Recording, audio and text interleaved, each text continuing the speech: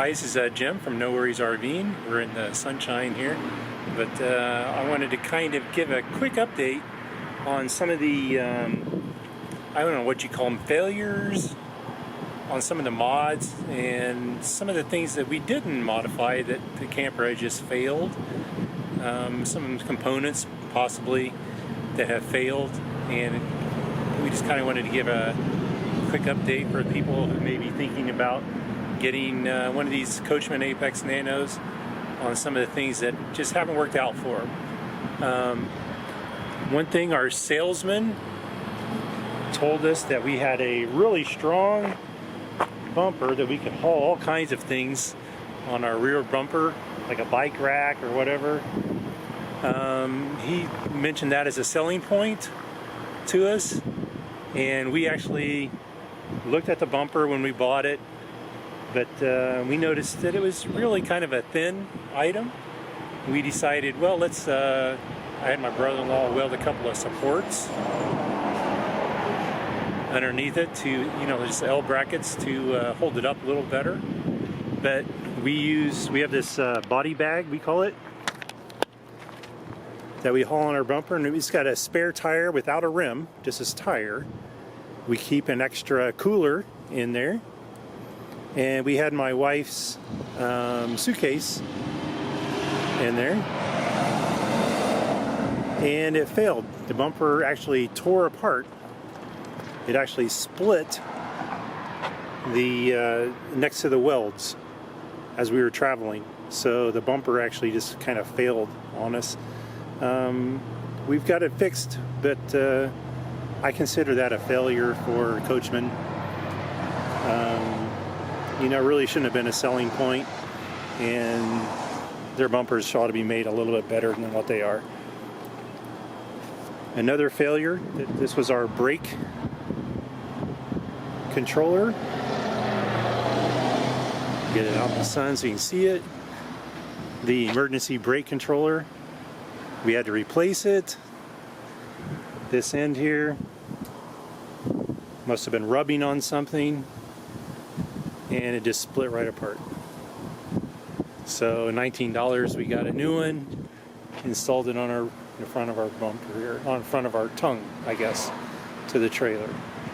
But we tried to find the breakaway cord here, and we didn't have any luck finding just a breakaway cord. They do sell them separately, and they're like $8.99, but ours seems like no one had the one that fit our brake controller. And as you can see, it's getting rusty anyway, so we decided let's just get rid of it, put a new one on, so we did. And another thing we put on our camper was a micro air soft start, and you can't see it, but it actually was installed on our air conditioner. We put it on in Ohio, and it seemed to work just fine.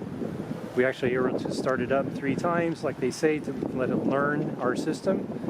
But once we got out on the road, we were in Florida, and we were boondocking, so we decided let's get our, and it was hot, so we decided to get our generator out, fired it up, and it would not start our air conditioner. And our air conditioner, just a normal size, if not a small size, air conditioner. So with the soft start installed, so it should have actually worked. And I tried to contact Micro Air a couple of times, and I never seemed to be able to get through to them. So I will keep on trying that. We actually just took it off for now, and we'll install it some later time if we need to or want to. I think we should have just got a generator from Harbor Freight, one of the Predator generators. It's just about as quiet, almost as heavy as ours, and it's got almost double the output, so it would have ran our air conditioner without the soft start. And I think without the soft start was probably the way to go. Is my opinion, but that's the way we should have approached that.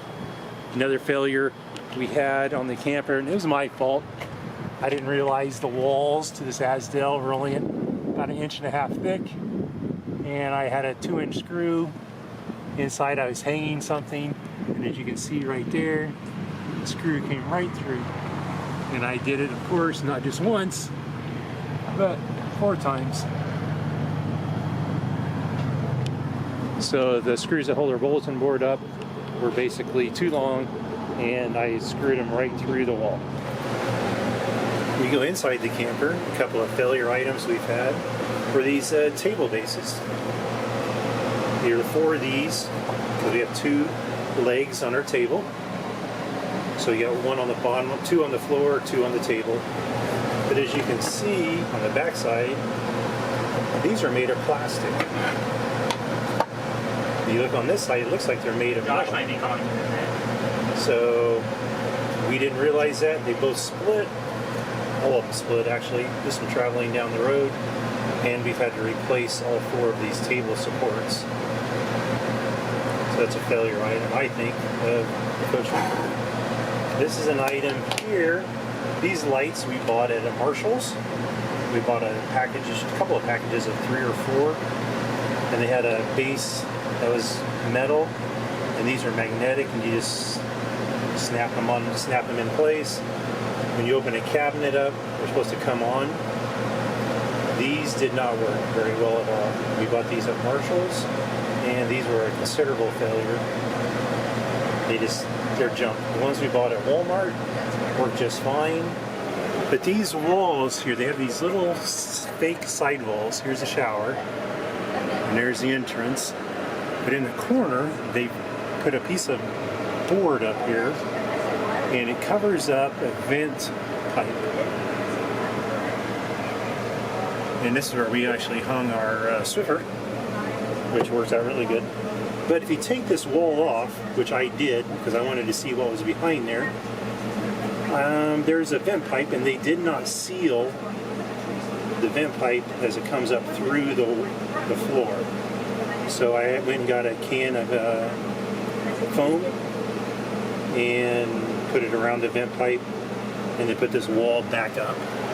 The same goes for the wall in the other corner of the bathroom. There's a vent pipe. If you have one of these fake walls like this, they're just screwed in, there's probably a vent pipe behind it, and you probably want to take it off and actually seal it with some spray foam. It'll seal up your camper a lot better, keep mice and bugs out. Another item are these blinds. These are just standard mini blinds like you would find in a home, but they do not travel well at all. They have a tendency to flop around everywhere. They're always needing adjusted. They're kind of difficult to work with. The handle that you use to open and close the blinds, when you open and close them, they're always falling off. They're always on the ground when you come in. They don't insulate at all. They don't really do a very good job of keeping the light out. We actually have Reflectix behind them that keeps the light out.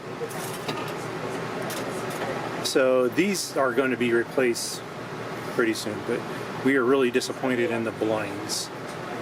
Other than those items, the Coachman Apex has been a pretty decent camper. We really haven't had too many other problems with it. You'll notice when you look around, like none of the cabinets are straight. There's nothing square in the cabinets at all. But it doesn't bother anything. It doesn't hurt anything. It just, you're kind of disappointed when you see it and you don't notice it at first, like when we put shelves in some of the cabinets. I cut them square, thinking, it should be a square cabinet. Turns out they weren't square at all. So my shelves had to be adjusted so they would actually even work in these cabinets. That's how bad they are. But other than that, the Coachman has been pretty good. I mean, we're happy with it. We'd buy another one, to tell you the truth. So those are the things, and we're not complaining about any of those things. It's just their failures to watch out for. Like, we had no idea that the table bases were plastic. They look metal. They were always metal in the past. We've had campers before. This first time they painted one to look metal, but it was plastic. So had we known that from the start, we would have just replaced them right off the bat. Instead of being somewhere away from home, away from stores or whatever that sold them, we could have just replaced them from the start. We wouldn't have minded doing that. Or even had the dealer do it when we bought the camper. But other than those things, the bumper, that was a failure, but you know, it was kind of our fault. It was kind of their fault too. They told us we could put bikes on it. They told us we could step on it to, you know, whatever. They said it's really strong bumper. It's not a strong bumper. The one we put on is a strong bumper. So, other than those few little things, you know, we're really happy with the camper. The breakaway cord could have been my fault. You know, maybe I had it sitting somewhere where the chain just rubbed it too much. You know, totally my fault. So, no big deal, you replace it. You almost have to always be a handyman when you own a camper, because there's always something that needs to be fixed, replaced, upgraded, just like a house. It's like an old 70s house. That's what I compare it. But anyway, we're happy with the camper. Those are the few things to watch out for if you happen to want to buy one of these. And this is Jim from No Worries RVing. If you haven't subscribed to our channel, please do so. We appreciate every subscriber we get. And if you have any questions or anything, just ask. You know, we'd be more than happy to answer anything we can.